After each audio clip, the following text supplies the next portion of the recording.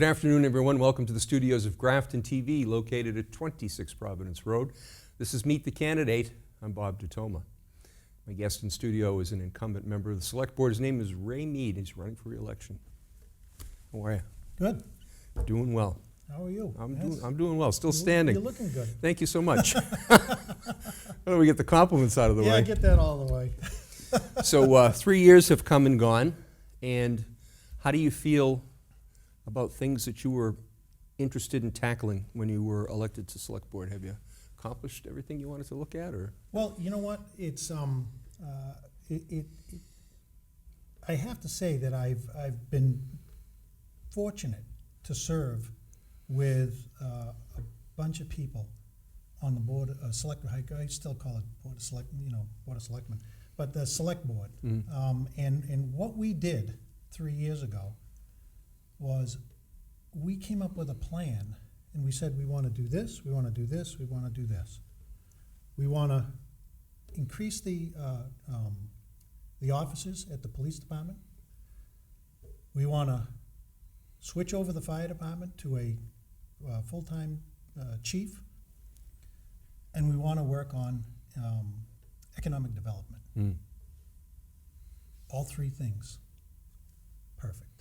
It came out great, and it was a team effort. Mm. It was the board that I had the privilege to serve with that got all of those things done. Mm. So, like in the police department, we increased the officer level. The officer level was down at, I think, 15 or 16, and now we're in the 20s, and that's, we're a big town now, 20,000 people, small city, and we needed that. And we took that as a priority, and then we took the fire department as a priority. The fire department was down to 35 firefighters. It is now at 59, with a max of 65. So that whole situation with Chief Matthew and Paul Canoia as the deputy chief, it worked out fantastic, and it was just great for the town. Economic development couldn't be better right now. It really couldn't. We have about 1.5 million square feet of brand new industrial buildings that are going to be built in Grafton in the next 2 to 3 years. I mean completed in 2 to 3 years. Mm. UPS, 864,000 square feet. Steve Goodman's buildings down on Westboro Road across from Sunshine Sign, 200,000 square feet. Another building at the end of Centec Park, 30,000 square feet. Wyman Gordon's, 335,000 square feet. Not everybody's happy with that. Mm. I'm not sure that I'm overly happy with that. I would love to see a really, really nice athletic complex there. But that's not moving forward. But see, all of these things got done because we have a good team. And that's really how things get done. So it's not one individual. When you say, Ray, did you get everything done that you wanted to do? Yeah, I did. But I didn't do it by myself. I did it with the board. Mm. And those projects that you just highlighted, it's not like someone waves a magic wand and boof, it's done. It takes time for those things to be fleshed out, to be investigated, and then, and then the debate starts. And even though the board engages in healthy debate, the group of you, as you say, we're able to guide it toward the goal line, so to speak. Correct. And we also, one other thing that we had on our list was affordable housing. So we have multiple apartment projects that are going to be done in the next 2 to 5 years, which is going to bring affordable housing and get us back in safe harbor, where we need to be as far as affordable housing. Everybody knows, houses are expensive, apartments are expensive. Sometimes you wonder, I always wondered, will my kids be able to live in town? Mm. Fortunately, they both do. But in the future, hopefully it will stay that way, Mm. There's a number of people that might raise issue with economic development.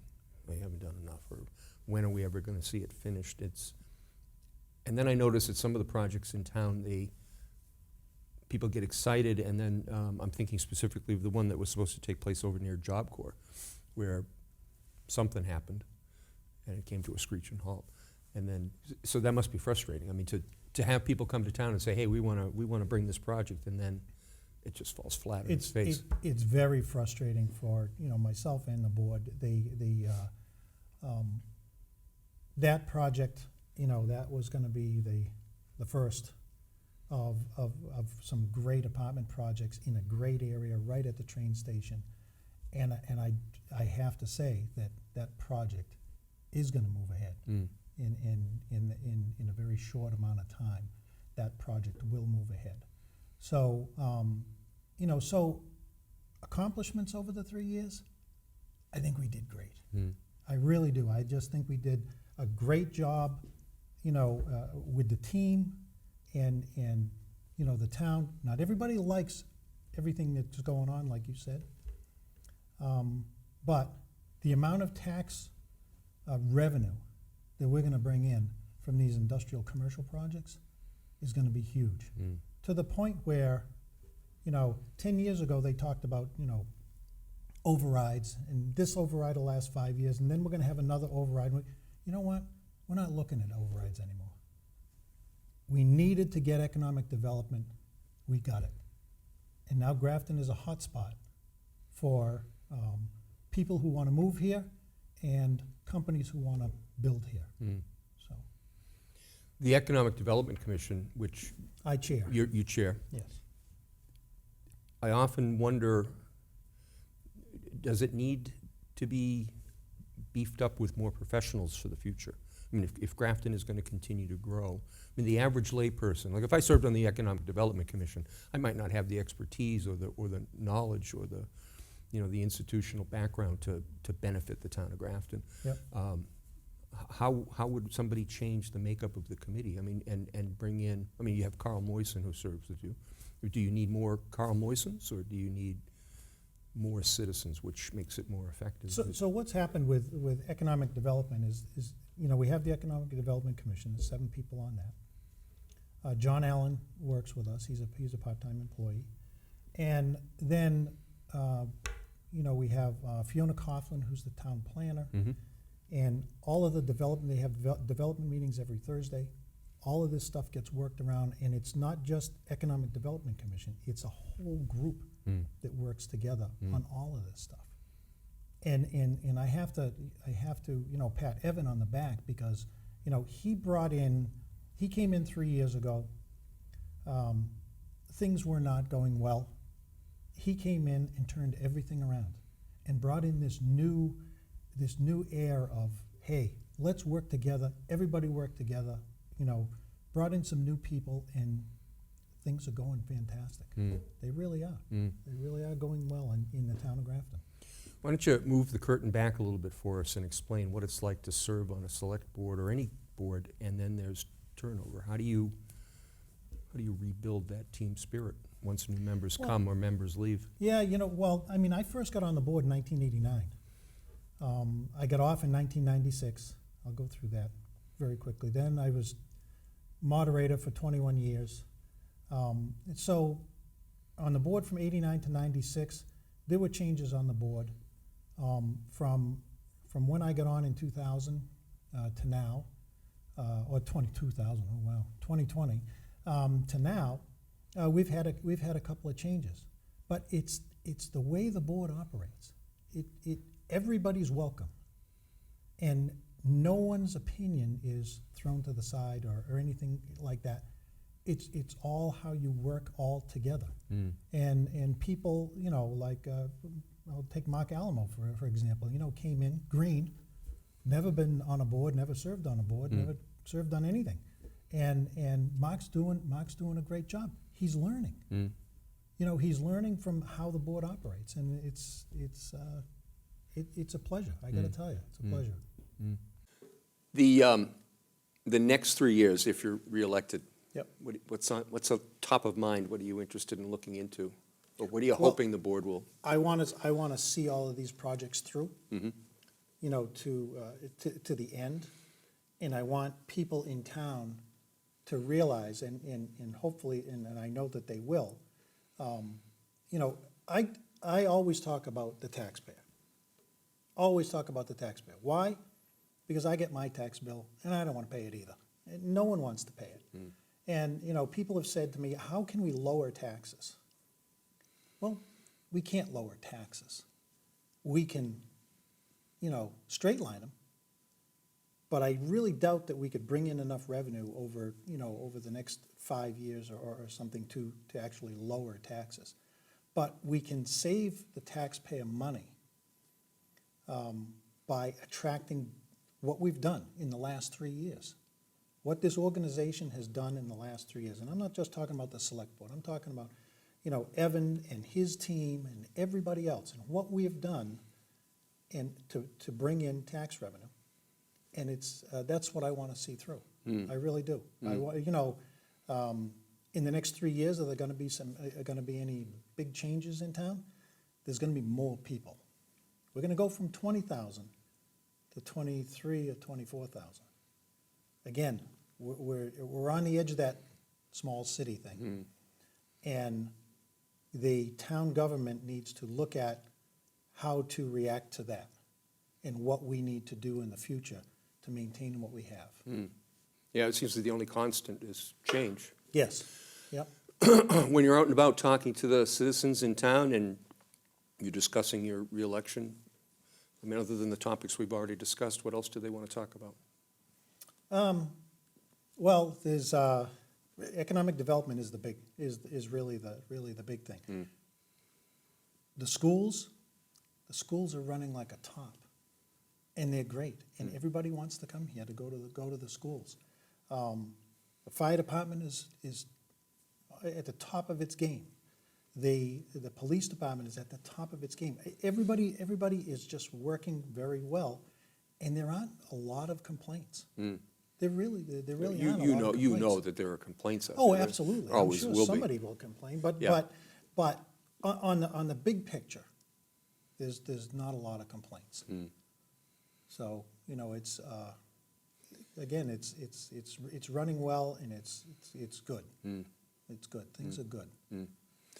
And when you are talking to people, when you're talking about your reelection, are you seeing the same faces all the time? Or are you seeing people that you've never met before? Oh, a lot of people I've never met before. Yeah. Oh, yeah, there's tons of people. You know, it's funny because I've been around a long time. I've been involved in the town since 1971. However many years that is, it's a long time. And I've known, you know, thousands and thousands of people.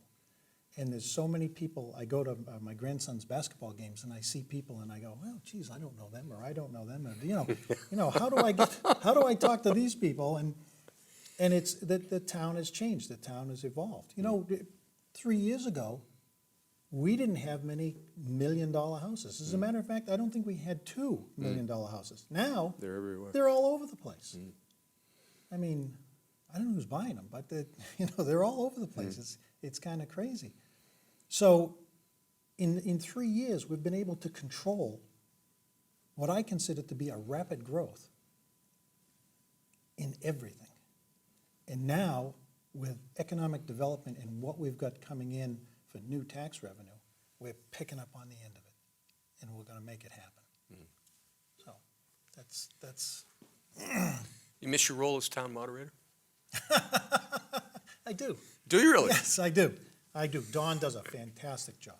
I totally agree. But every once in a while, I do, you know, because it was twice a year, and it was a lot of fun. Twice a year, but it was heavy lifting. It was, yeah, you know, but as long as you know the laws and the bylaws and all that stuff, then, you know, it's fine. But yeah, I do miss it.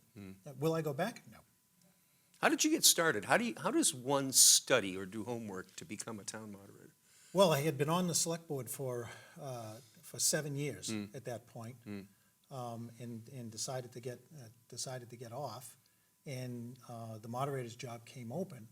I learned from some great people on the board at that time how towns operate, the laws, the bylaws, you know, all of that stuff, and I just said, hey, I'll go for moderator. And, you know, 21 years later, it's, you know, I didn't think I'd stay that long, but.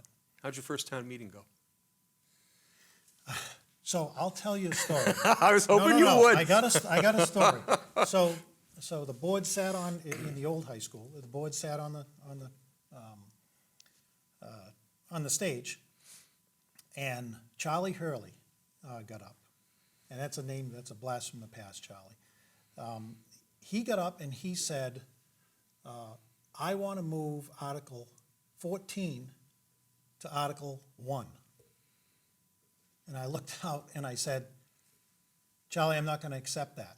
And George Prunia looked to Dan Magato, because they were sitting over there, and said, "Can he do that?"